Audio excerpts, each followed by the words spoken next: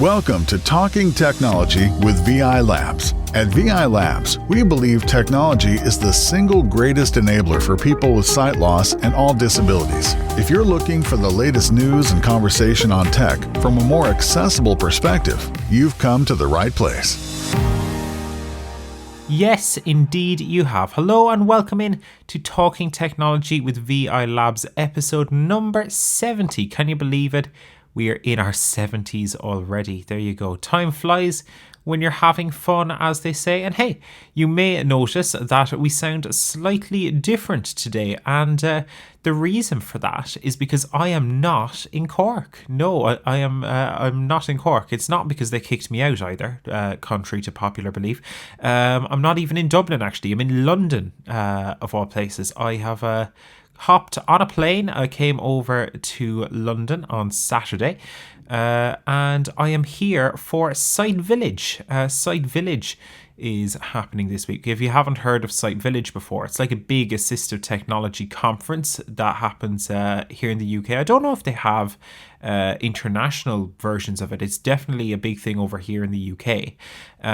But Site Vilage is where all the big tech companies come to show off some of the cool tech that they have got, basically. So you have the likes of Blindshell are here as well. You've got Glidance. They're developing the Glide mobility aid. They're over here. There's loads of companies attending Site Vilage. And it's not all technology either, I should say. It's basically anything. If you're blind or partially sighted, they've got everything. There's a crowd here, Seable Holidays. I don't know if you've come across them before, but Seable Holidays, basically they do like holidays and inclusive holidays for people who are blind or partially sighted, which is really, really cool. And there's all sorts of fantastic stuff here. The RNIB are here, as well as a number of other charities and organisations too. So it's a packed schedule, and hopefully we'll try and bring some of that to you over the next little while or so. It'll probably be a slightly shorter show today, simply because we are not in the regular base and we are operating with what we got today, very much so. But hey, we hope that you will enjoy what we've got for you coming up over the next little while. And hey, some things never change, so let's do the contact details, shall we? And as always, if you'd like to get in touch, we would love to hear from you. You can send us a WhatsApp voice note. The number hasn't changed. It's 086 199 0011. That's 086 199 0011. And if you are trying to reach us from outside Ireland, just so you know, the country code for Ireland is 353. So you would do 353 86 199 0011. Or if you do want to get in touch the much arguably less complicated way, and just send us an email. You can do that too, to content@vi.ie. content@vi for visionireland.ie. Right, now let's get down to business, shall we? Do you know, when I came over to the UK, one of the first things that I was told, everybody told me, do you know, David, when you go to Great Britain, you need to talk to the King, they said. And I was like, whoa, that sounds interesting. And they were like, yeah, everybody talks to the King. So when I arrived at Heathrow Airport, the very busy Heathrow Airport the other day, the assistance was fantastic, by the way. When I arrived at Heathrow Airport, I said, here, lads, I need to talk to the King. So your man pulls out his phone anyway, and he goes, ring, ring, ring, ring. And he hands me the phone, and what do I hear? Hi David, King Joe of Kilkenny here. I know it's not the type of royalty you're expecting, but it'll have to do. Oh, Joe, how are things? Yeah, not the type of royalty I was expecting, Joe. I must say, boss is busy, I guess, is he? I guess sometimes you do have to settle for second best, I suppose. Oh, I think King Charles is in Australia or something, so no can do, you know. Well, Joe, as they say, when duty calls, you've got to call back. So fair play. It is good to talk to yourself as royalty of the King of Kilkenny, as always. But yeah, so I'm over in the UK, Joe. I'm doing the podcast in a hotel bedroom at the moment, which is very sketchy. I'm a bit nervous that I'm going to be kicked out of this hotel for shouting into a microphone, but they haven't come storming up the stairs just yet. So we'll see how we get on. But hey, some things never change, Joe, and one of those things is voice notes. And we did have some correspondence in after our last episode, our episode 69, where we were talking all things Braille, and we were talking about both Braille screen input and the Brailliants app. And the developer of the app actually reached out to us after that episode aired there recently. And they were telling us that, contrary to what we said, you can actually use Braille screen input with the Brailliants app, which is brilliant to hear. Here's what they had to say. Hi, thanks for featuring our game. I wanted to point out Brailliants does support Braille screen input. To the left of the keyboard is a native keyboard field that accepts any input you have. I've used it with the iOS Braille screen input and various Perkins devices. It can be a little specific in its setup. For instance, my Focus 40 only passes key presses in 8-dot mode. But it's a fun way to play and test your Perkins. One final thing. As of yesterday, we fixed the bug where the number of letters in a word wasn't passed to screen readers. Hope that helps. It seems we clearly can't manage in your absence without making omissions, Joe. But there you go. We clearly can't manage without you on things like this. But hey, look, brilliant stuff though. That that the developer reached out to us, and B, that Brailliants does indeed support Braille screen input, which is really fantastic, isn't it? Yeah, well, I'll leave you on your own for 1 week, Dave, when this happens. But look, we'll get back. We're back to business again this week anyway. And I think it's brilliant. Brilliant got in touch with us, a developer of really important pieces of software. And I actually like when people come back and correct us about things like this. It just shows that things like Braille input are very important. I've seen other people using Braille input. It's actually if you're good at Braille and you get used to using Braille input, it's actually even quicker than um, using the touch screen on the device and typing with the QWERTY keyboard, if you know what I mean. So I know a few people using that Braille input way of typing on the screen, and it is brilliant. But the fact that Braille input works with Brailliant, that is a great piece of information, and I'm happy to know that now, and I will pass that on to anybody that asks in future. So and thanks for that. Thanks to the developer there. It was brilliant to get that information. Absolutely, yeah. It's a brilliant little app. I think we were discussing it like on the show, and we were probably a little harsh in some ways because we were saying, if you recall, that it was very heavy on the ads front. But like as Mairead said, and I completely agree with her in this, that it's such a fantastic concept because you do never think of words in the sense of how many dots are in it, and it's such a clever idea for the likes of a puzzle game. We've seen things like 4 picks 1 word and all of those kind of inaccessible games over the years, but this is like the brilliant Braille based equivalent. It's like just add up the there's a bit of maths involved, there's a bit of words and clues and stuff involved. It's just such a fantastic little idea that the developer has come up with. But there you go. Absolutely do check out Brailliants on the App Store. It is free to download initially with ads anyway, so do check it out. You've nothing to lose. But hey, Joe, you holding down the fort for us over there? How are things going? Just about, David.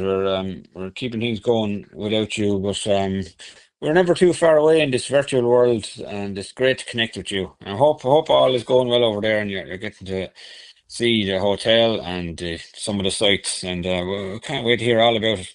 Yeah, absolutely. Like, it's been a great experience so far. I must say, I'm not a frequent traveller. I'm certainly not used to the hustle and bustle of the likes of Heathrow Airport. But at the same time, I found the assistance there has been great. The assistance at the hotel has been great.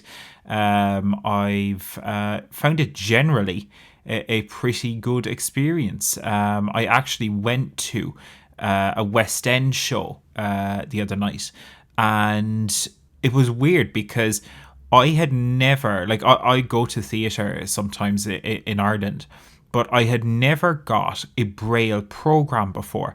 But straight away, they offered assistance, which was fantastic. But they also offered me a Braille copy of the program and the cast list and everything. And I just thought that's such a fantastic concept. And it's brilliant that, these things are progressing like that. And it just shows the enduring popularity of Braille, even in the modern age as well, doesn't it? It is fantastic to see Braille doing so well, especially I've found over here in London, actually.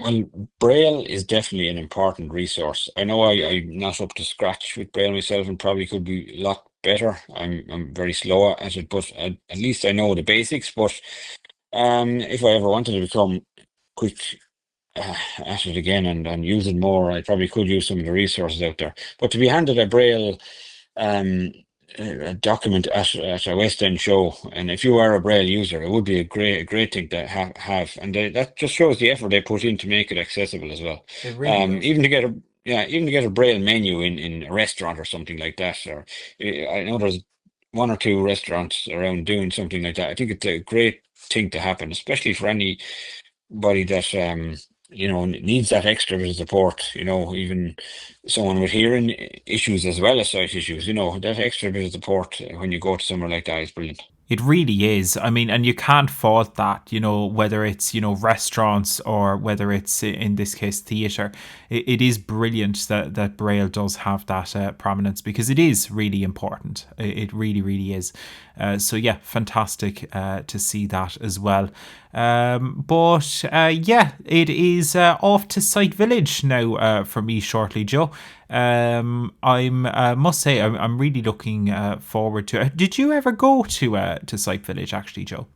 No, I never went to Sight Village, but I have friends that have gone there. It's an amazing exhibition of technology for people that have vision impairments or they're totally blind. And there's some great, I suppose you could call them developers and exhibitors there, including Live and those kind of I see Blind Shell are technologies. there as So well tomorrow. blind shell, yeah. So blind shell, that's your tactile touch, that's your tactile smartphone, which is also very important. We can't move away from things like Braille and tactile devices. It's not all about touch screens and stuff. We have to also keep people in the loop about those kind of devices. Yeah, I must say now, I'm really looking forward to it. I think it will be a great event. I've never been. I've heard a lot about it over the years. So really looking forward to heading to that, have a chat with the team at companies that, we're dealing with all the time. But oftentimes it's great to hear the voices behind the technology products that we're using, and hopefully we can do that a little bit with this podcast too. So hey Joe, shall we head to Site Village? Let's go.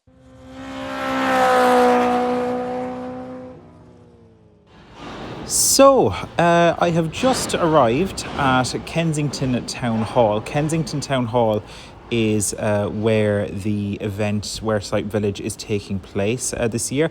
This is Site Village South East. Now, there are other Site Villages. I think the main one, I believe, is in Birmingham, up that direction, I believe. But this is the London one. And it is taking place here in Kensington Town Hall. So I'm a bit early and I can't sign in yet, but it seems like from the little strolling around that I've done, like a good venue. So looking forward to chatting to all of the tech companies, all of the organisations that are here. It's not just tech, there's all sorts here really. So looking forward to it, and hopefully you shall enjoy some of this Site Village coverage.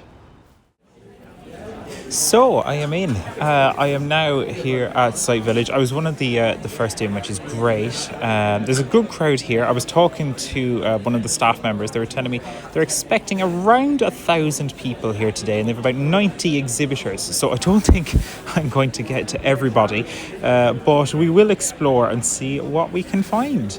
And that is all we can do. And hopefully we'll get some good information over the next couple of hours. I'm really looking forward to this, I must say. So first of all, do you want to tell me who you're with? So we are a sight loss charity to support those with inherited retinal dystrophies or progressive sight loss through retina degeneration, and the charity is called Retina UK. Awesome. So do you want to tell me a little bit about what you guys do? So we are fundamentally a research charity. We support and fund research projects into inherited retinal conditions such as retinitis pigmentosa, Stargardt's, and any degenerative condition that affects the retina. For sure. And we also have support provisions. So we have peer support group networks across the UK, including Scotland, Wales, and Belfast, including England as well, and also a befriending service as well as our helpline, which is 0300 111 4000. Awesome stuff. And if people do want to find out more about what you're doing at Retina UK, can they go to a website or anything like that? Yeah, absolutely. So our website is www.retinauk.org.uk, or you can email us with your inquiry at info@retinauk.org.uk. Brilliant stuff. Listen, thank you so much. Lovely. And enjoy the rest of the event. No worries, you take care. So I am here now at the Braillists stand with Matthew. And Matthew, do you want to tell me a little bit about what you guys do? Awesome, yeah. So we have a really simple mission. Our mission is more Braille. So we're here to promote Braille and say that Braille is still valuable. And the way that we do that at the moment is that we run various, mostly online events. So we run a Braille for Beginners course for people who are just starting out with Braille, and then as people get somewhat more advanced on their Braille journey, we run a series of webinars which we call masterclasses, and we do those on all sorts of topics, right through from obscure Braille codes that nobody's ever heard of, right the way through to what's the newest Braille display on the block and how do I get it to talk to my screen reader. And we also do like a Braille bar session, which is where you can come and you can just ask any question you like about Braille and Braille technology. And we do a book club, which is not your typical book club where you read a book and talk about it. It's actually a book where we read as a group, so you can practice your Braille reading and hopefully get a bit quicker and a bit more accurate with it. Fantastic. And how have you been finding, we were discussing before I started recording, the Braille screen input for iOS 18. How have you found it, or have you been using it yourself? I use it all the time. That was actually one of our most popular masterclasses this year, actually. Just as iOS 18 dropped, we did a masterclass about Braille screen input and all the new features. It's amazing. I'm using it all the time. I'm loving the new key clicks on the keyboard. I'm starting to get the hang of command mode now. Like I when I remember it, I use it all the time, and then I go through phases of sort of forgetting that it exists. No, it's really good. I love it. It's fantastic. How do you think what do you think it means for the likes of, say, the Seable? I think if you like buttons, you'll always like buttons. Yeah. So I don't think the Seable's got anything to worry about really, but I think it's good to have options, and the thing that I like about Braille screen input is I don't need to carry an extra device, I don't need to charge an extra device, I don't need to worry about Bluetooth pairing going wrong. You know, it's all just there in the one device, and that's what I like about it. For sure, brilliant stuff. So how can people find out more about what you guys do? Is there websites and stuff? Absolutely, so Braillists.org, so that's BRAILLISTS.org. And from one podcast to another, we'll give a cheeky plug for a podcast that we do called Braillecast, BRAILLECAST. And if you want recordings of our masterclass sessions, you can find them on that Braillecast podcast. Brilliant stuff. And what do you think of our podcast? How do we compare now? I love your podcast. I only rediscovered it probably about a month ago. I knew about the old NCBI podcast, but I hadn't realised that you started a new one. So I've been listening back to the back catalogue, and it's brilliant. I'm really enjoying it. Good Fantastic work, guys. Stuff. Thank you so much. And listen, best of luck with the rest of the event. Absolutely. Cheers, David. So I'm here now at the Partially Sighted Society stand. So do you want to tell me a little bit about what you guys do? Okay, hi there. So my name's Anita Plun. I'm the CEO of the Partially Sighted Society. So we are a national charity based in Doncaster in South Yorkshire, but we're a very small team of only 7. So we've got a range of services that happen there. So we have a professional low vision clinic with a low vision optometrist, where we can, it's all about like assessing the remaining vision and sort of saying, let's look at the vision that's left and what can we do to help you do with that. So we have people from all over the country, and in fact we've even had people from other parts of the world accessing that service. We have a range of support and social activities. We have a mental health and well-being practitioner as well, and that's to deal with the emotional impact of sight loss diagnosis. So that's a self-referral service, and that's, again, it can be in person, by telephone, by Zoom or Teams or something like that. So several of those. And then we have a range of really useful aids and equipment. We also print all the bold-lined exercise books for the visually impaired children in school. Awesome. So we've got over 14,000 different types of book that can be customised to that person's visual impairment. And that all happens within our site centre in Doncaster. Fantastic. And where can people go if they want to find out more? So they can have a look at our website. That's at partsight, that's partsight.org.uk. They can call us on 01302 965 195, or they can, so website, go online, give us a call. Really happy to chat to anyone. Brilliant stuff. Listen, thank you so much and enjoy the rest of the event. Hi, my name's Alex. I work for the Royal Society for Blind Children. We're a small charity based in London, offering support to young people under the age of 25 and their families as well. Some of the stuff we offer are activities, both online and in person. Emotional support with our families first. Benefits, advice, and myself, I do assistive tech, so I do a lot of tech training. So if you're interested in some of our services, our website is rsbc.org.uk. Awesome stuff. Thank you very much. You're into assistive technology, I am, so this is also a technology podcast. So what brilliant. do you think is, what technology do you find young people are using most now? What's making the biggest difference at the moment, do you find? I think the hottest one right now that everyone's talking about is probably the Meta Ray-Bans. Yeah. I'm actually doing a talk on them at 2:20 today at Site Village, room 1 I think, where I'll be demoing it and talking about how it has changed the VI space, especially when it comes to mobility. Yeah. So I'll be doing a demo later on. And how important do you find things like the Be My Eyes and IRA integrations with the Meta Ray-Ban glasses? Do you think they're going to be a big deal? Or? Oh yeah, definitely. That's going to be a lot, one of the main points of my talk, because I already used it firsthand in a different country as well, when I was in Hong Kong, to use visual assistants remotely to guide me around unfamiliar places. Awesome stuff. And you find, do you use many of the apps and stuff as well? Do you find kids are using them on iPads in schools and stuff, or? Yes, a few of my students actually do use AI in schools, not to cheat or anything like that. To access information. So obviously, I still encourage screen reader skills, but some of our young people might not have the capability to maybe learn that, so they prefer talking. So asking an AI a simple question rather than Googling it is a lot easier for them. For sure. Well, listen, enjoy the rest of the event. You too. And thank you so much. Thank you very much. Firstly, do you want to tell me a little bit about who you are and what you guys do? So I'm Rory, I'm the Chief Exec of Metro Blind Sport. Metro Blind Sport is largely what it says on the tin.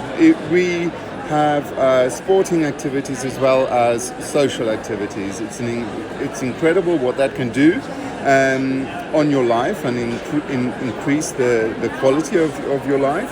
The sporting activities that we have, I'm just looking at the table. We've got cricket, goalball, football, athletics. We also have bowls, tennis, as well as a low-intensity, high-impact program where we do things like walks, tree planting, etc. And then we have some ad hoc activities such as rock climbing, swimming, etc. So it's quite a wide offering that we do. The greatest thing that stands out to me, and it's I have felt it in my own life, and I see it in others as well, is the effect that sport has on your life, where it gets you out more, it gets you more social, it increases your independence and your confidence, and that leads to bigger things. Awesome stuff. Do you, I should ask you this because this is a technology podcast as well, so I'm just wondering, do you see, we've seen recently with sports, a lot of things like audio described commentary starting to come in a bit more, things like that. Do you see technology playing a role in making sport more accessible in years to come? Absolutely. As you say, the commentary is becoming more and more, and specifically commentary, audio type commentary. Yeah. Or descriptive commentary, and that is sometimes being done on sports that otherwise wouldn't have commentary. So it's in addition to any other sport that would have commentary, where it's being live streamed and people with visual impairments are able to log in and follow the sport, whether they be at the ground or not. Absolutely. Awesome stuff. Well, listen, how can people find out a little bit more about you guys? Do you have a website and stuff? We do. Please do go and have a look. www.metroblindsport.org. Brilliant stuff. Well, listen, best of luck and enjoy the rest of the event. Do you want to tell me a little bit about who you're with and what you guys do? Yeah, so I'm from the Macular Society. We're a charity that supports people with macular disease, and that affects people's central vision, mostly older people, but we do support children as well who have what we call the junior dystrophies.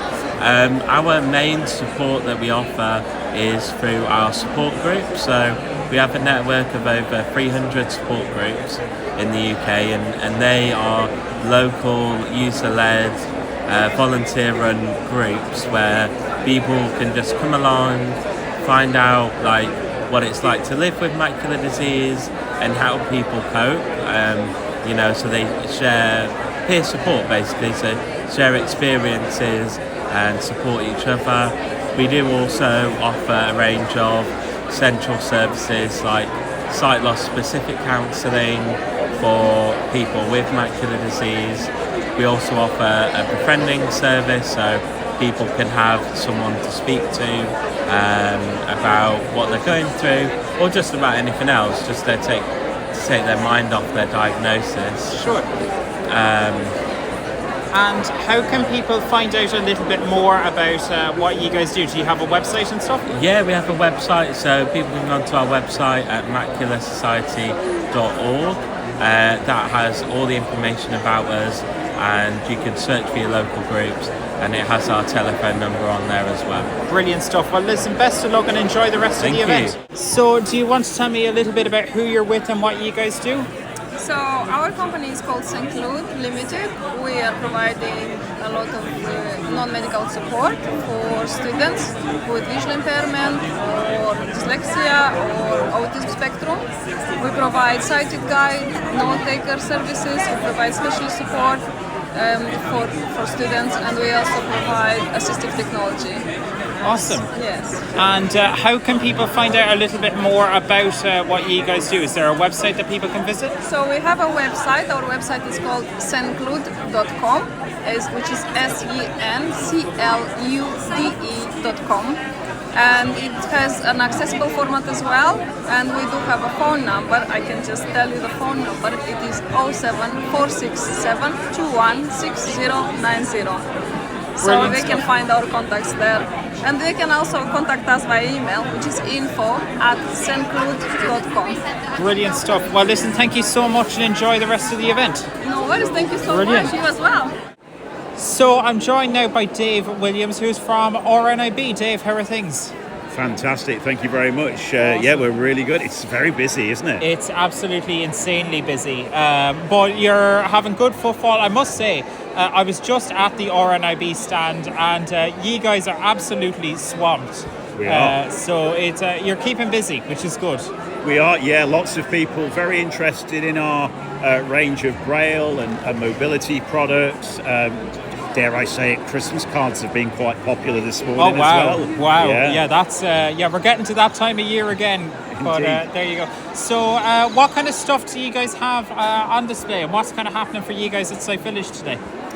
So, listeners, you may know RNIB. It's the UK's leading sight loss organisation. So I'll talk about products in just a second, but of course we also provide talking books, training and lots of different services, campaigns as well. So RNIB campaigns for social change, train station, ticket offices are still open, which is a good thing. RNIB campaign for that. Tactile edging on platform edges, audio description, accessible voting, imagine. A campaigning organisation, and of course RNIB is about the community, bringing together blind and partially sighted people so that we can connect and learn from each other.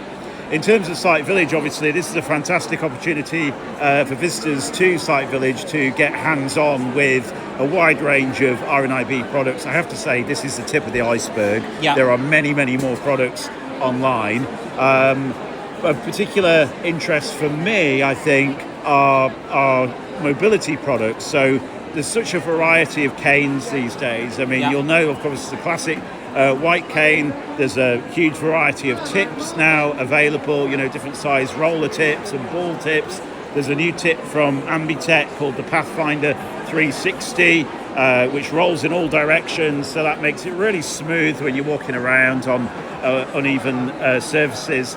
Also, still very popular is the no jab cane as well. My wife actually uses this one because she's got a lot of sensitivity in a sort of abdominal area. But actually, for anybody, who wants to be jabbed in the tummy by the handle of your cane? It's so true, and it's funny because I'm a cane user, and they've all any mobility instructor will give out to me because they'll tell me that I actually use my cane to the side slightly for this exact reason, because if you hit a pole or any bump at all in the road, you are pushed straight back. Right. So things like the no jab cane definitely a benefit, don't they? And the way that works is it has a spring. It's almost like a suspension system in the handle of the cane. So the cane will compress. So if you collide with an obstacle at speed, then the handle essentially sinks down on a spring into the cane so that it doesn't jab you in the stomach. And then, of course, when you bring the cane up, then the handle extends again. So for sure, very effective. And my wife says she wouldn't go back. I am somebody who I tend to hold my cane a little bit further out in front of me. So I like the tip of my cane to be 2 strides ahead of my feet. So I tend not to use it personally, but I do hear from customers how important that is. And then on the Braille side of the house, we have, of course, got the VersaSlate, which is a paperless writing frame, so you can create small amounts of Braille without chewing through paper. With that, of course, we've got the old venerable Perkins Brailler, the Dymo, still hanging around in there. Hanging around, indeed. The Dymo labeler, and of course those Christmas cards that we mentioned. They of course have got tactile and Braille on them, and of course it's a very special time for Braille at the moment because we are celebrating Braille's bicentenary, 200 years since that French schoolboy Louis Braille developed the code that gave tactile literacy to so many blind people around the world. And of course Thomas Rhodes Armitage founded RNIB in 1868 to improve the embossed literature of the blind, was the original mission of the organisation, and he found that Braille really was the most effective system for blind people to read, and of course still going strong in 2024-25. So, absolutely. And it's evolving with technology as well. I mean, Braille, it's a conversation we've had with a number of exhibitors today, is that Braille is evolving constantly. We've seen recent improvements with Braille screen input for people who are using their smartphones and stuff like that. Braille is always improving, isn't it? That's right, yeah. And if you are somebody that needs to use Braille screen input and you need some support with that, then RNIB has digital skills advisors as part of our sight loss advice service. So you're welcome to give us a call, and we'll try and help you out with that. And also RNIB contributes to international standards on Braille. We're involved with the International Council on English Braille. So the code itself is evolving, as well as the equipment. We've got multi-line displays and tactile graphics tablets starting to appear. The actual Braille code itself now means that we've got hash signs and @ signs and various ways to write that just didn't exist. I mean, when Louis Braille invented Braille, he didn't have he didn't need to write an email address, did he? Well, he didn't have a W because they didn't use W in early 19th century French. So that's fascinating. That was something that was added later on. So the Braille code itself, and it's a testament to the man, I think, that the code is sufficiently resilient that it has also evolved. And then, of course, the third piece of that jigsaw, as well as the equipment and the code, are the delivery systems, the libraries. And of course, RNIB has a huge Braille library on demand. You can have that on an SD card. You can download those Braille files. So you can have hard copy Braille as well. Awesome stuff. And do you want to, for a lot of our UK listeners, they'll be linking in with the RNIB, I'm sure, but for those who maybe aren't linked in, how can they find out more? What's the websites and phones and stuff? Yeah, so rnib.org.uk for all things RNIB, everything that I've been speaking about just there. If it's Braille you're interested in particularly, rnib.org.uk/Braille, imagine that. Yes, that's the URL you want, isn't it? Yeah, indeed, and if you want to go and browse on the shop, you can go to /shop. So we've tried to keep it straightforward. Brilliant stuff. And we should say as well at this point that for those in Ireland, if you do want something from the RNIB shop, you can link in as well through the Vision Ireland shop, and we can get stuff through the RNIB.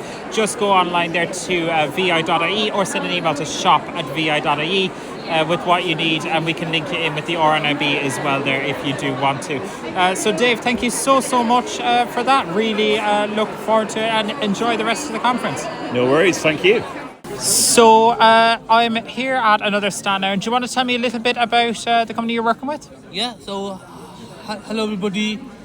Good afternoon, I believe it is. So my name is Awais Niaz. I'm the director and co-founder of an organization called Visionability.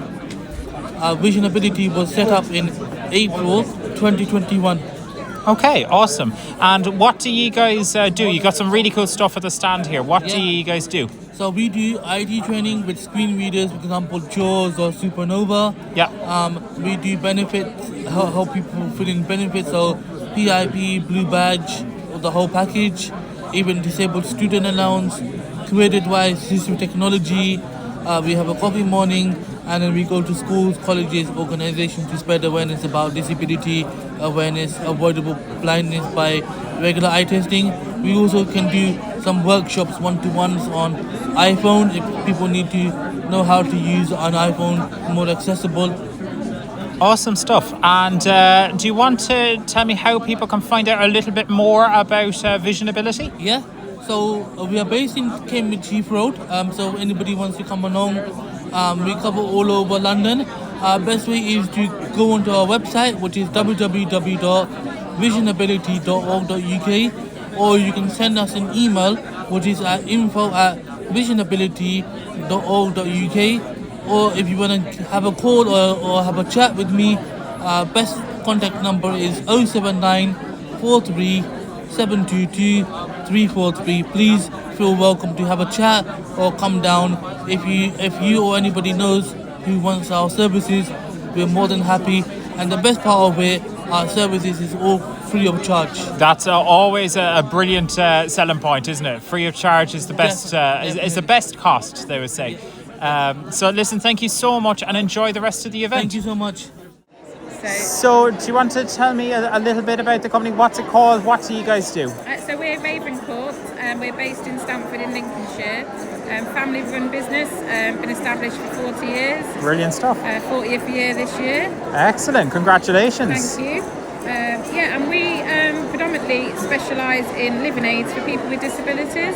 Awesome. So what kind of stuff do you have at the stand here today? What are you showing off at the moment? We've got a really good range of talking watches. Awesome. Always popular. Yeah, we've got a very broad range. Hopefully next year we're looking to bring in, I'm not sure if I'm allowed to say this online. Yeah, we'll go for it anyway. But the Rolex style watches, so we're bringing in a new, hopefully a new direction next year. Oh, that's awesome. We've got our talking button clock, which is a big button that tells the time and the date. Yeah. Our talking keyring. We also have just sold out of our one button radios, which is it's a radio with one button function, so that's really easy and simple to use. I didn't even know those existed actually. That's cool. Yeah, DAB radio and Bluetooth as well speaker, so it's quite a popular item for us. Didn't realise it was going to sell out so quickly. There you go. That's a good thing too, though, isn't it? Yeah, it is. Yeah, definitely. Brilliant stuff. And you guys also are available in Ireland, you tell me. We've got customers in Ireland that buy our products, so we distribute predominantly to other businesses. We have our own independent online website called Story & Sons. Awesome. So how can people find out more about that? Story & Sons, it's storyandsons.com. Brilliant. How do I spell that, just so people know? STORY. Yeah. And Sons, SONES. Oh, sorry, NS, not ES. Awesome. Apologies. Brilliant stuff. Story & Sons. That's a really cool. And you guys have lots of independent living aids on there and stuff as well. Yes, we do, yeah. Brilliant stuff. Well, listen, congratulations on the 40th anniversary. Best of luck and enjoy the rest of the event. Yeah, thank you very much. Thank awesome. You. So, do you want to tell me a little bit about the company you're with here at Site Vilage? Hi, yes, so I am Lucy and I am on the table today with Seable Holidays. Awesome. So what does Seable Holidays do? You're a holiday company, quite a unique concept actually, really cool. Yeah, so Seable Holidays, we are a tour operator that specialises in holidays for visually impaired people and the visually impaired community. So we offer group holidays that run throughout the year, and we also offer a tailored holiday experience as well. And we have a range of local guides in each of our destinations that assist and plan all of our tours in each of our destinations. But on our tailored holidays, that is where you can select one of our destinations, select what activities you'd like to do, and then we can provide that local guide to assist you on your holiday. Awesome. So yeah, there's something for everyone basically. Yeah. And what kind of holidays are easy to make accessible, and what kind of are the challenges when it comes to accessible travel, and how do you guys help with that? Absolutely. So of course we want to visit places that everybody wants to travel to. So of course there's lots of touristy areas around Europe. You know, we travel to Rome and Naples. We go as far as Thailand, Vietnam, Cambodia. And, you know, the challenges are very much to do with the busy areas, the kind of finding the activities that are worthwhile doing and making sure that they are accessible and enjoyable, you know. So what we do, our local guides are amazing at sourcing out lots of tactile experiences and finding the best ones, because they might have a tactile experience, but we want the best one. Yeah, awesome. You know? So let's say I book a holiday with yourselves or something like that. Yeah. What's the process like from start to finish? How does that work? Yeah, so you would most probably phone up Seable Holidays and I would answer. Awesome. And that's when you would tell me a bit about what you're looking for. So if you're looking for a group holiday, I could let you know the availability we have. Yeah. You know, based on what you'd like to do. If you want more of a relaxing beach holiday, we've got that. If you want a city break, we've got that. A UK holiday, we've got that. Or you might want more of an independent holiday where you travel by yourself. So you would let me know again which destination on our list you'd like to go to, what activities you'd like to do, how long you'd like to go for, and then we would check availability. I can help you book flights if you need help doing that.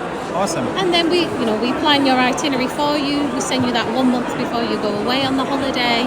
And then, from start to finish, I'm there for you to assist you and help you get the holiday that you want, basically, Brilliant stuff. And how can people find out more?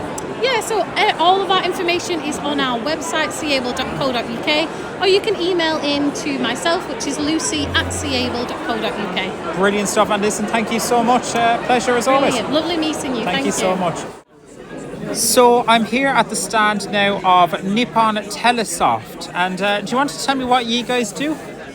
Yes, actually we sell very, very quiet and compact printer, which is actually print Braille and ink simultaneously. Okay. Yeah. Very good. And one of your colleagues was just showing me a really cool device over here called the Seika. Note taker, yes. Yes, so this is a little Braille note taker. I'm just going to actually grab it so I can describe slightly. You describe this as kind of like a phone, really. It can have a SIM card and stuff in it as well. And it's in a case here, but it's got a little bit of a Braille display at the bottom.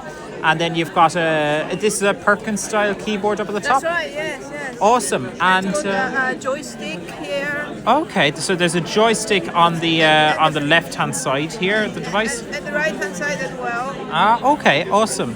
Here. Very good. And very good. And so what can this do? It's running Android 13 under the hood, I believe, is it? Yes. And you can use your own SIM card to put in. Awesome. Yeah, and connect it with the Bluetooth, of course. So this can then, it can make calls, it can do basically anything Android can do then. That's right. Yes. Awesome. And it's a little, I would say, like, it's heavier than a phone, but it's definitely, like, you could, if you wanted, you could probably fit this in a pocket or certainly in a bag. It's quite a neat little unit. So this is going to be available in the new year? Yes. Awesome. So where can people go to find out more about the device? It's a really interesting bit of kit. Website, Nippon Telesoft website. Awesome. You can find it. Brilliant. Yeah. And how do people spell the name of this device? The Seika. S-E-I-K-A, is it? S-E-I-K-A, that's right. Awesome stuff. Brilliant. Well, listen, thank you so much. A really cool product, and enjoy the rest of the event. Thank you so much. Awesome. So I'm here now with a company called Paige Braille, and they have got what I must say is a really cool demo. And I'm joined here by Nina. So Nina, do you want to tell me a little bit about what this device is and what you're doing? This is really cool. Yeah, so essentially we're trying to bring the Perkins into the 21st century. So what we do is that if you're Braille literate and you're using a Perkins to write Braille, you can unscrew the bottom of your Braille, which right now is just a simple plain cardboard piece, and you can screw our product.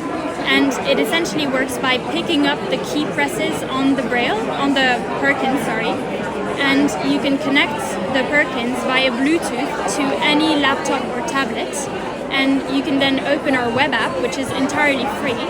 And what happens is when you're connected, you can, whatever you type in Braille on the Perkins will be automatically translated live on your web app, and you can then download the file in English or in Braille. Yes. And you can copy the text or anything, and we have English grade 1 and grade 2 available. And the most recent addition is that we're adding learning software, a bit like Duolingo, but for Braille. So you start very basic, and it would kind of guide you through learning letters and numbers, all the way through to contractions. And it works with any type of screen reader as well, the web app. So if you're comfortable with that, that's good. And we're compatible with UEB, Duxbury, things like that. Yeah, so awesome. If you're interested, we're on sale through Sight and Sound for £240. And you can book a demo with us if that's something that you're interested in. Awesome stuff. So just to be clear, because I find this fascinating, so you're modifying like a standard Perkins Brailler that I might have, like the just bog standard Perkins Brailler. Yeah. You screw off the bottom of the little Perkins Brailler, the little cardboard bit. Yeah. You put your little thing on, which is a similar shape, but that then picks up the key presses of the good old-fashioned Perkins Brailler. Yeah. And then sends it to this web app. Exactly. That's really cool. So yeah, and how long? This is a relatively new product? Yeah, we've been on sale for 2 weeks. Awesome. So the first batch is on sale through Sight and Sound. So if you go on our website, pagebraille.com, you can be redirected to the Sight and Sound web to buy it, or you can directly buy it there. Awesome stuff. So how can people find out more information if they've got questions? If they've got questions, they can email hello@pagebraille.com or directly go to pagebraille.com because on our website you can try it out. You can try out the translation software with your keyboard on your computer. Yeah. And you can try out the Duolingo type games as well. So if you're not ready to buy quite yet, you could just go and have more information there and send us an email as well. Awesome stuff. Are there any plans to bring it to the likes of, say, iOS or Android, or give it, say, like Braille, not quite Braille note taker, but Braille input device functionality in time? That's a bit more tricky, but right now if you're on any type of device, actually iOS or whatever, you could just open our web app and connect via Bluetooth and it would already work. Now making it a keyboard is a bit more difficult for now. Okay. But maybe in the future. But Awesome right now, stuff. if whatever device you have, you go on the web and it should be good. Awesome or stuff. Chromebook as well, it works with Chromebooks. So yeah. Fantastic. Well, listen, best of luck with the product. It's a fascinating concept, actually. I've seen a lot of Braille technology, but I've never seen like a modification like this for the traditional Braille display, or Braille Perkins Brailler, I should say. But fantastic stuff. So listen, best of luck and enjoy the rest of the event. Thank you very much. You too. So I'm here at the stand now for New College Worcester, which is it's a school for kids who are blind or visually impaired, is it? Yes, so we are a secondary school and we take children from age 11 up to 19. We take children from all over the UK and we would take children from Ireland. Awesome. And we do, so the national curriculum here, which is GCSEs and A-levels, but then also for our students incorporated in the timetable, we do skills, so Braille, mobility, access technology, and independent living skills.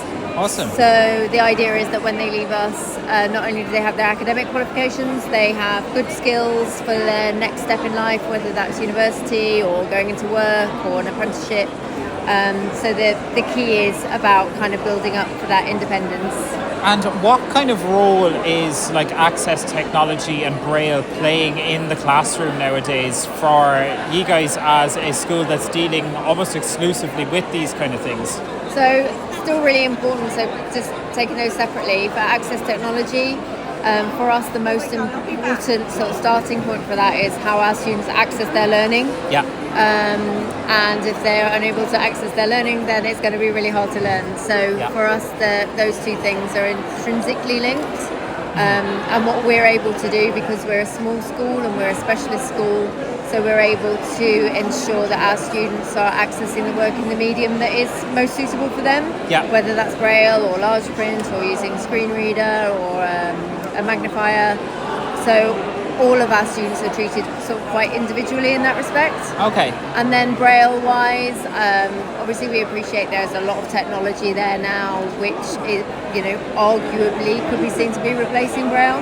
Yeah. But we still think it's a really, really important skill to have, and a really kind of just a key skill in terms of literacy and independence, and that kind of pathway into work as well. Yeah. So we would definitely encourage students, for whom it's suitable to still learn Braille as well. This is a complicated question, and I'm sure there are many views on it, and we don't have to go into it in too much detail today if you don't want to, but how do you find mainstream education for visually impaired and blind kids works compared to that more specialised form of education? It's a really good question, and I think the answer is it depends on the individual child or young person to a degree. We are aware that some students flourish in mainstream settings, both academically and socially, and that's brilliant. But we also have a lot of children who come to us for whom mainstream is not working as well. Okay. Whether that is about the accessibility to their learning, or whether it is to do with isolation or social isolation, or just not being supported in terms of their independence and finding their way around that school, or dealing with the large numbers of students in each class. Yeah. Our classes are quite small, so that can suit some students because it's a bit calmer and a bit quieter and a bit easier for them to learn. Okay, awesome. And how can people find out more about what you guys do? Is there websites and stuff? Yeah, so we have a website. It's www.ncw.co.uk. The other thing I'll just mention is we do some courses. Some of them are online. So part of our work as a charity is that we share some of our expertise with professionals working in mainstream settings. So, for example, we've got one coming up with how to support young people with exams, things like some things on Braille or independent living, Braille music. So all of those events are also listed on the website and could be useful to some professionals who are over in Ireland. Awesome stuff. Well, listen, thank you so much and enjoy the rest of the event. Thank you very much. So I'm at the HumanWare stand now with Alan from HumanWare, and we're standing in front of the Hark reader, Alan. So do you want to tell me a little bit about this? You're showing this off here at Site Vilage today. Yeah, we are. It's been very popular. So the Hark reader, there's two versions, Hark reader and Hark AI. So the Hark reader, they look the same, the physical the same. There's sort of about, in old money, 1 inch high. They've got an arm that raises up with a camera and an A4 width paper. So they're very portable, easy to move around. And It feels like a very solid unit, I must say. I've feeling it here, and it feels very natural to use, actually. It is, and it's really, really nice and easy. Anybody can use this. Anybody can use it. We really can. So I'm going to raise it, put the arm down, so it's like in its sleep mode. Okay. I've got in my hand a program from a theatre. Awesome. What show? What's coming on? Well, we'll find out in a moment. Awesome. Fair enough. I must say, I love theatre. Just to explain it, it's an A5 booklet. There's it's a blue background, some pictures, and some very small white text, probably about size 10 font. Awesome stuff. So this is just showing you the Hark reader. It's in print. It's going to be able to read it. So I raise the arm. Yeah. Please place your document. Please place your document. I put my document on there. It takes the photo automatically. And now it Saturday, the 23rd of March, 7:30 p.m. Awesome. Dungut tickets from £30. Tune in. So now it's reading down the first column. Join us in the Then it'll carry on Upside the Down for second this and on to the third. award-winning But we don't want to listen to Smash Stranger musical, Things. We're going to take it away. Please place your document. It stops it. So I'm now going to turn the page over, put it down. It takes a picture. It reads. Daniel O'Reilly out of character. Thursday, the 21st. Awesome. Of March, And what I noticed is 7:30. really cool Please is you took that away there, but you can place that any way, shape or form on the unit, and it will be able to correct for it. It's not a case that, it's upside down and now I can't do it. Correct. It's really good at actually picking up what orientation the document is. And what's really clever though, David, the text under that last one, Daniel O'Reilly out of character. In small print it reads, the actual text is THU 21 MAR 7:30 p.m. Yeah. What it read to us was Thursday, the 21st of March at 7:30 p.m. Yes. Because if it just reads the 20, you think, what the heck is that? Yeah. And by the time you've processed it, it's moved on. Yes, so it's absolutely. adding parts to help you. That's But what's really cool. clever, we read 2 pages, or started 2 pages. I haven't pressed any buttons. No, there's no buttons there that you need to I press. don't need to press any buttons at all. And if you have a book, say it's A5 size book, 2 pages make A4, very often books will want to close up. You know, so you got there. So you hold down the corners rather than ripping the spine. Yes. So because I haven't got any press any buttons, I can put my book there, hold it with my left thumb, the left bottom corner, the right at the bottom right hand corner. Yeah, for sure.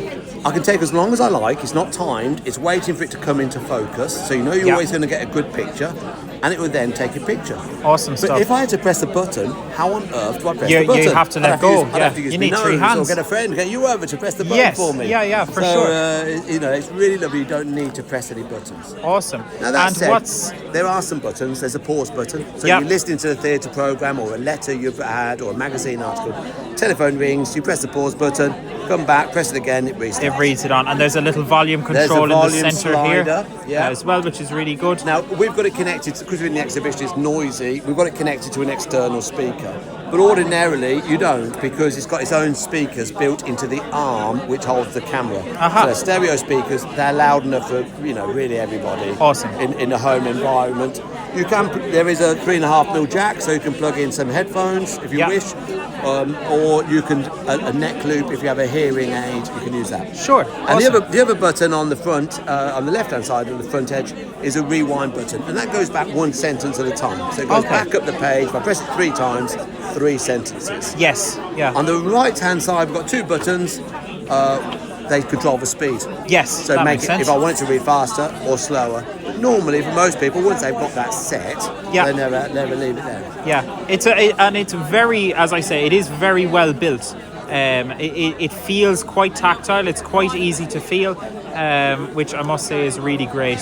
In fairness, but what's cool about this one? So you can get this is the exact same hardware as the standard model, but you can also add on for a little bit of an extra cost. You can add a software AI enhancement. So tell me about this. Okay, so there are two models. Hark Reader, is what I've talked about thus far, reads the print.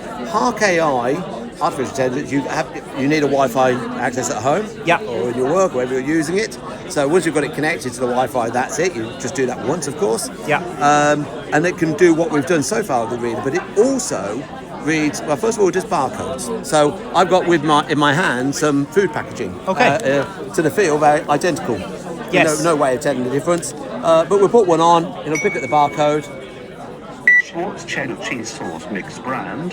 Cheddar Schwartz cheese sauce. manufacturer. That's incredibly fast as well, it must be said. I'm going to take that away because that's not the one I want. I'll take the next one. Schwartz chili con carne It's a recipe. chili con carne. That's insanely fast. Wow. Again, haven't pressed any buttons, and it's read what's there, and it will give me a lovely detail of that. And that's only on the AI version? That's only on the AI version. Okay. It does that straight away. Interesting. So the next thing I've got is I've got a birthday card. Yes. So we're now really going. Actually, just before I do that, here's a packet of medicine tab box. Please place your document. Anodin extra painkiller aspirin. So straight away, within a second, Anodin extra. Anodin manufacturer. And typically, it'll tell me what the dosage is. Yes. Migraine or body aches and pains. Fantastic stuff. You're not got a headache today or anything, Dave? No, not today, thankfully. So everything's going well so far. So far, so good. So I've got a birthday card. Yes. It's got an image on the front. Put it on there. And what I'm going to do, as it's taking the picture, I'm going to press the pause button down for a couple of seconds. And we hear that You little heard bing that little there. chime? Yeah. Okay. Now we've got a very slow Wi-Fi connection in here. That's okay. It's a very busy taking conference. The image shows a birthday card with a floral arrangement and the text "Happy Birthday to you" along with the number 80 in gold glitter. The card appears to be displayed on some kind of device or frame. 80 Happy Birthday to you. End text. So there you go. So it gives you a description, much like something like Be My AI would. And now I want to read it. So it's got a greeting in here, handwritten greeting. Yeah. So take the picture, press the button. Wait for the bing.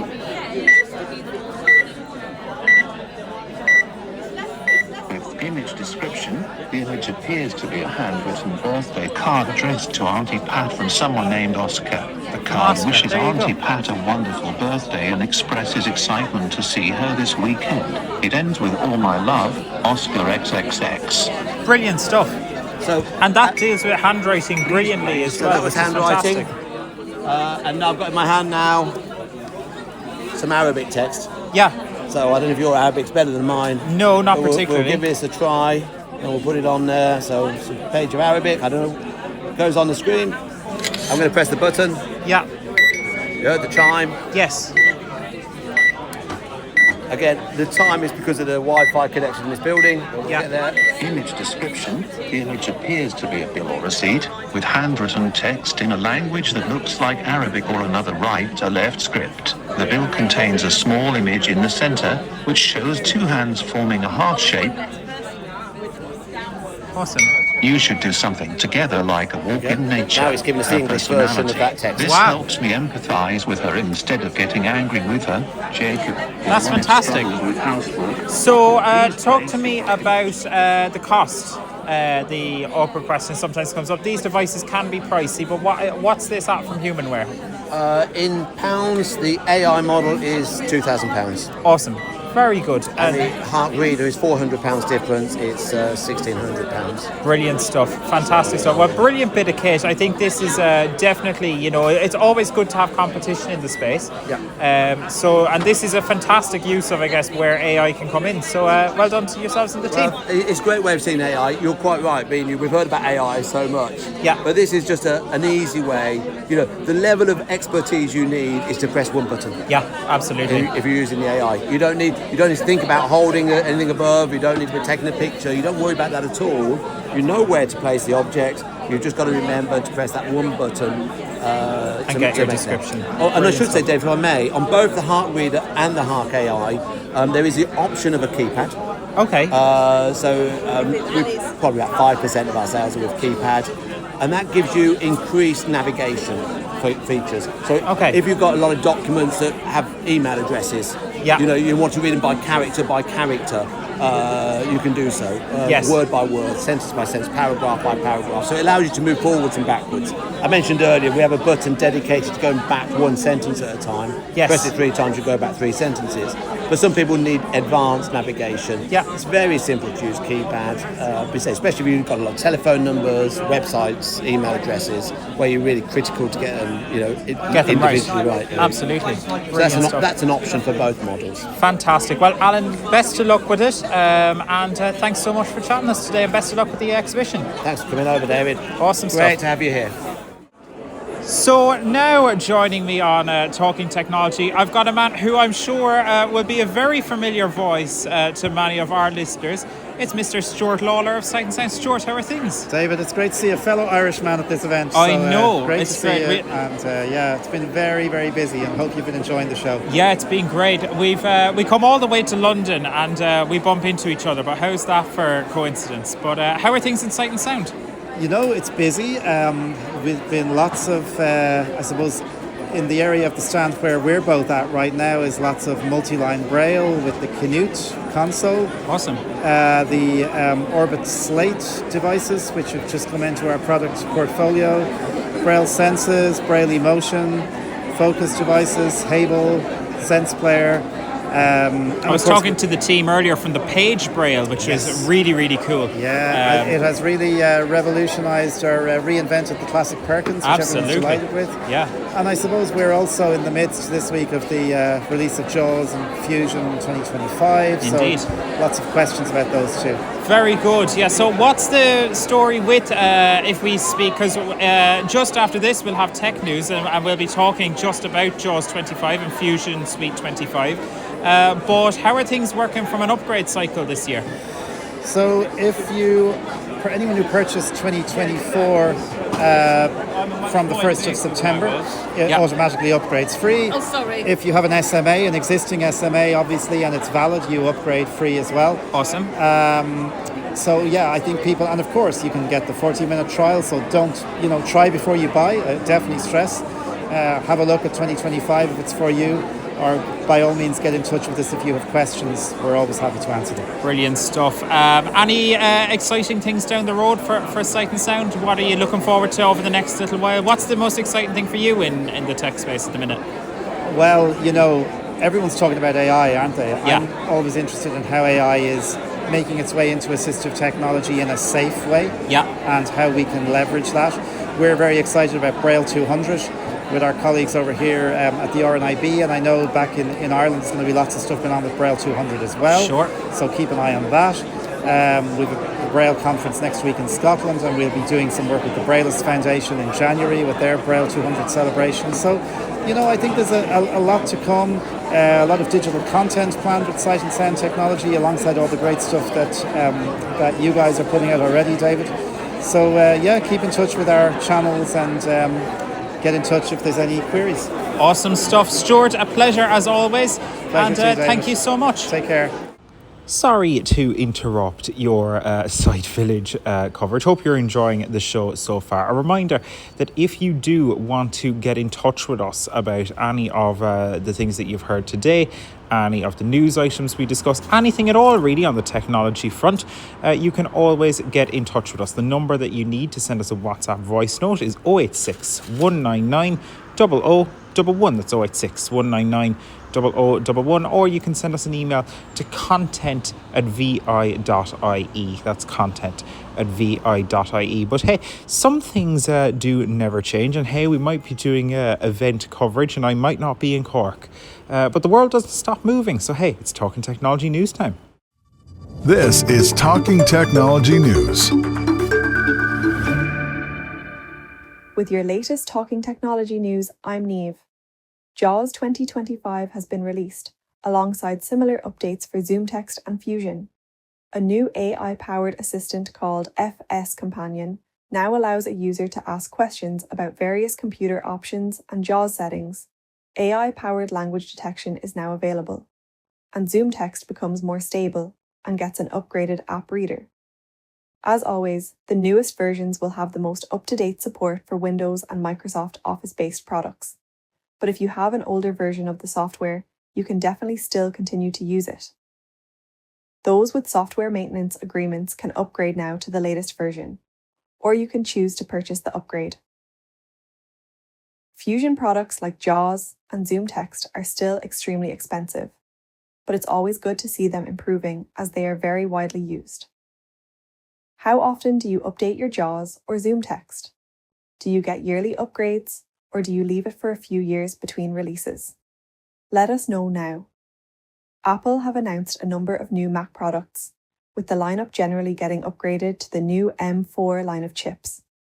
New upgrades were announced for the iMac on Monday, with the most noticeable change probably being the variety of new bright colours available. The M4 replaces the M1, with the device having a higher quality camera and also supporting Apple Intelligence. The Mac Mini also gets the M4 treatment and a slightly more radical redesign. It's still got the same box format as it had before, just with a different size now. But the most controversial change is that the power button is actually on the bottom of the unit and may require some with larger fingers to physically lift the device to power it on. The new Mac Mini is generally being praised for its value, starting in Ireland at €729.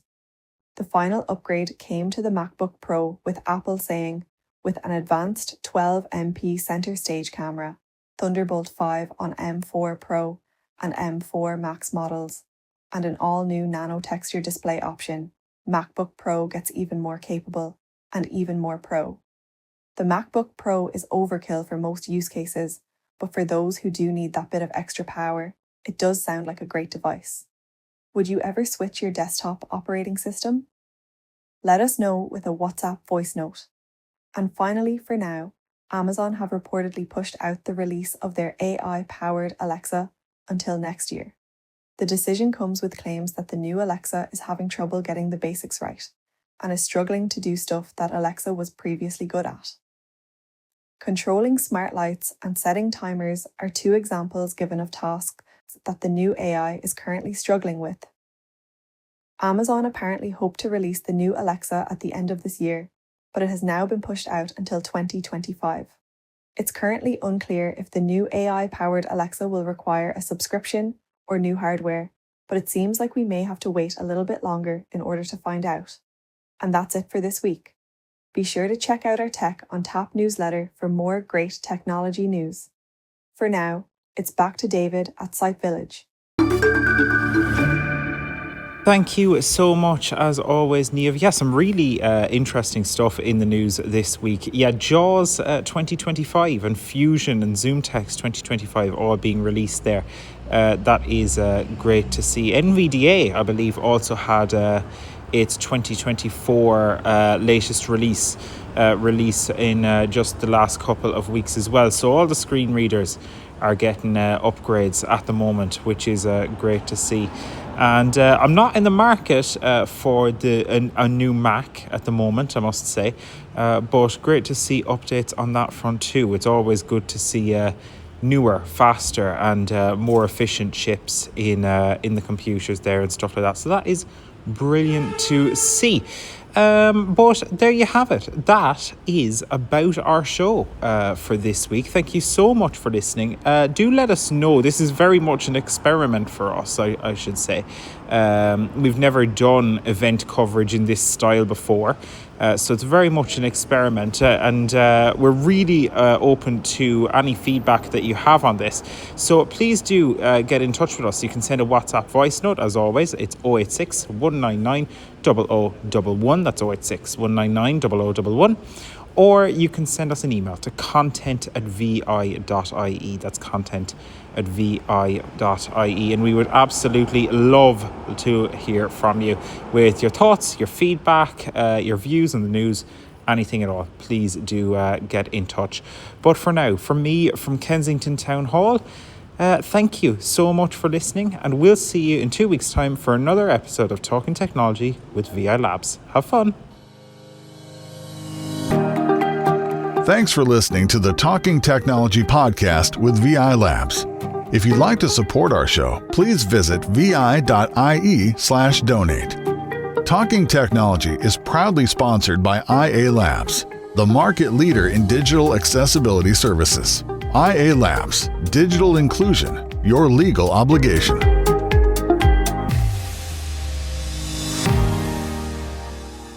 have to go catch a plane now.